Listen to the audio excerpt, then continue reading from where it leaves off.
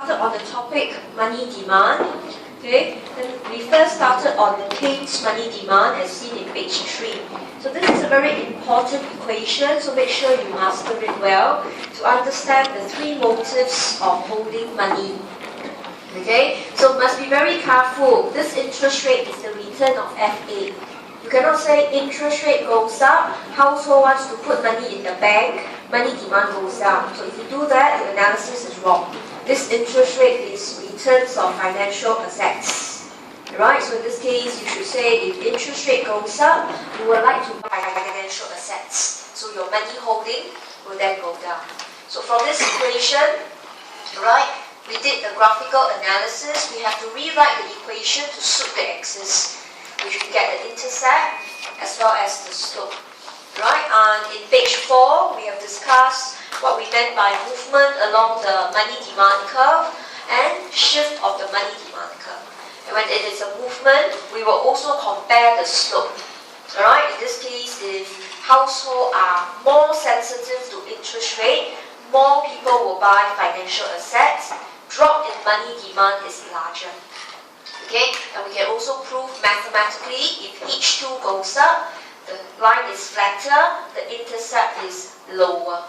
But by doing the mathematical proof, it's not the answer.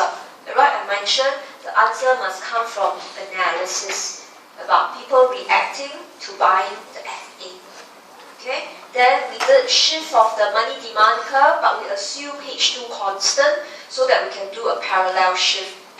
Then from there, we understand, okay, at the same interest rate, people can choose to hold more or less money. And mathematically, it can be proven by the vertical intercept. Okay, so that was the standard money demand curve. Then from there, we went on to look at Baumol's.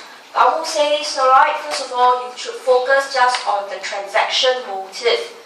Alright, so Baumol zooming into the Keynes model, but only on one motive, which is holding money for transaction purpose. So the model has a very specific assumption. The money must sit in the bank first. So depending on number of trips you make to the bank, right, your first trip will determine how much money you take out. So you can see, the more trips you make, the first trip you will take out lesser. Right? Okay, so that was the discussion in page 5 with diagram 1 and, or should I say diagram 3 and 4, showing n is 1, n is 2. So if you like to, you can try on your own, n is 3, n is 4. Alright, okay, but this is not commonly tested in the exam. Okay, this is just deriving the model.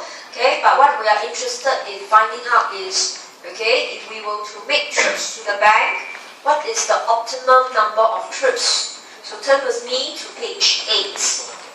Right, so we understand that a person has to travel to the bank, and when he travels to the bank, he will incur two types of costs. One is the opportunity cost. So this interest rate is the interest rate of savings. So you will forego, but you could see, okay, how many trips should we make to the bank, right? So you can take a point here, right? So you could see if your n is small, right? Let's say n prime. So you have less trips to the bank,